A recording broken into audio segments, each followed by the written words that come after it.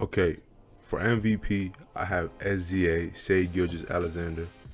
The reason I have him win the MVP, I know this might be a big take, but he's a great scorer.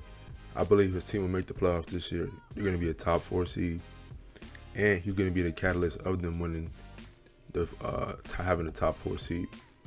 The players around him aren't great, but they're good, and they're going to be young. So the fact that he's carrying them to a top 4 seed in the playoffs, I believe that's why he's going to be the MVP. And he's a 30-point per game scorer. I believe he will stay on that track.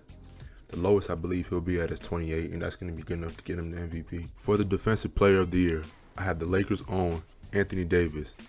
The Lakers' entire defense is relying on AD. He's the catalyst. He's the head honcho. He's the John Dada of that defense.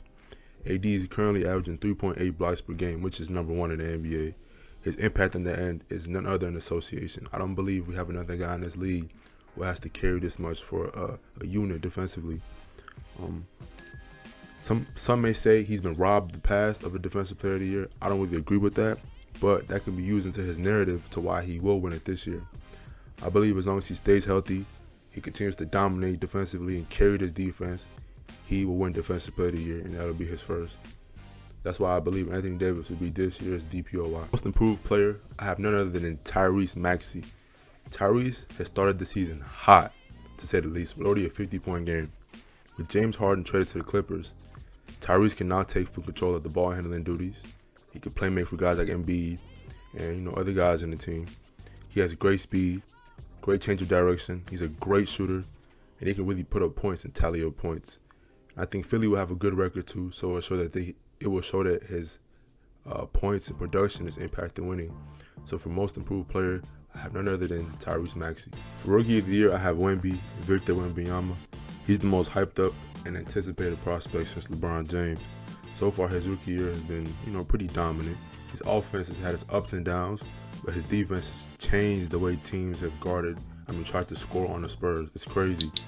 He literally takes up one side of the court, and as long as he stays healthy and keeps working, his ceiling is otherworldly.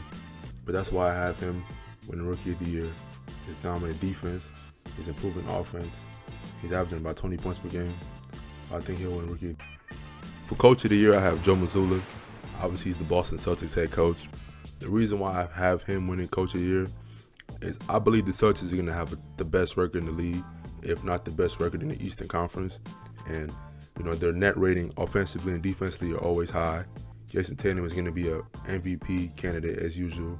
And they just have a great roster. Guys like Derek White, Jrue Holiday, they're going to play hard, have dominant wins. And he's going to be the coach of all that.